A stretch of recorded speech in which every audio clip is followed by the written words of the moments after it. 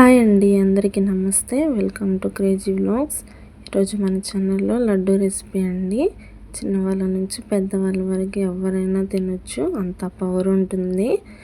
ముందుగా మా ఛానల్ని చూసేవాళ్ళు సబ్స్క్రైబ్ చేసుకోండి, లైక్ చేయండి, షేర్ చేయండి.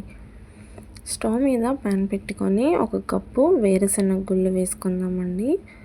వేరుశనగ గుళ్ళు మంచిగా ఫ్రై చేసుకోవాలి.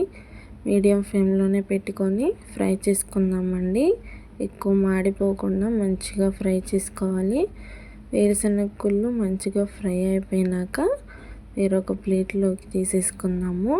ఇప్పుడు అదే ప్యాన్లో మనం ఏ కప్పుతో అయితే వేరుశనగ గుళ్ళు తీసుకున్నామో అదే కప్పుతో నువ్వులు కూడా తీసుకుందామండి. నువ్వుల్ని కూడా మంచిగా ఫ్రై చేసుకుందాము. నువ్వులకి ఎక్కువ ఫ్లేమ్లో పెట్టనవసరం లేదండి, కొంచెం తక్కువ ఫ్లేమ్లోనే వేయించుకుంటే సరిపోతుంది. మరీ ఎక్కువగా కాకుండా చూడండి అలా ఫ్రై చేసుకొని అవి కూడా వేరొక ప్లేట్లోకి తీసేసుకుందాము.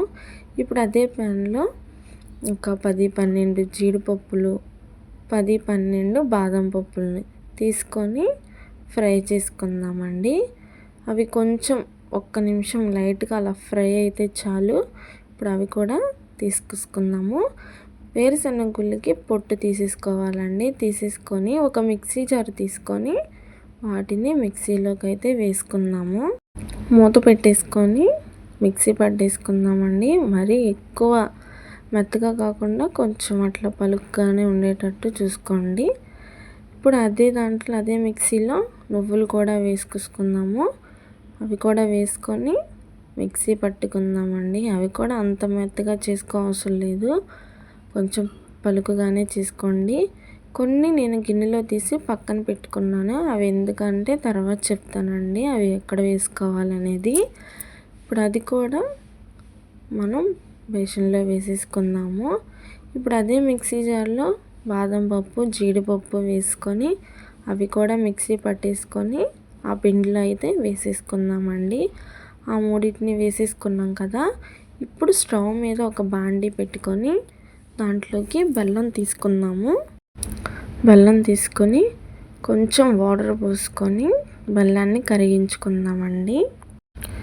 బెల్లం బాగా కరిగిపోయినాక చూడండి, మనం చూపిస్తున్నాం కదా వీడియోలో, తీగపాకం రావాలండి. సన్నటి తీగపాకం వస్తే చాలు. మరి మందంగా వచ్చిందంటే మనం చేసుకున్న లడ్డూలు గట్టిపడిపోతాయి. అంత సన్న తీగపాకం వచ్చినాక మనం ముందుగా మిక్సీకి వేసి పెట్టుకున్న పిండిని అయితే ఆ పాకంలో వేసేసుకుందాము. వేసుకొని బాగా కలుపుకుందామండి. పిండికి బాగా పట్టేలాగా కలుపుకుందాము.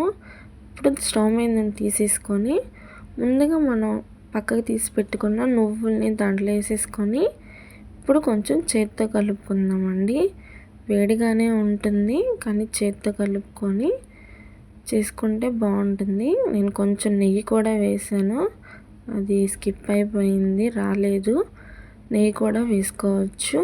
నెయ్యి ఇష్టం లేదు అనుకుంటే మనకు ఆల్రెడీ వేరుశనగ గుళ్ళో నువ్వుల్లో ఆయిల్ ఉంటుంది కాబట్టి మన లడ్డు బాగానే వస్తుంది. చూడండి, ఆ విధంగా చేసుకొని పక్కన పెట్టుకుంటే సరిపోతుంది. అన్ని లడ్డుని అట్లాగే చేసేసుకోండి. లడ్డూలు అయితే రెడీ అయిపోయినాయండి. ఎంతో టేస్టీగా హెల్దీ ప్రోటీన్ లడ్డు అండి. మీరు కూడా ట్రై చేయండి.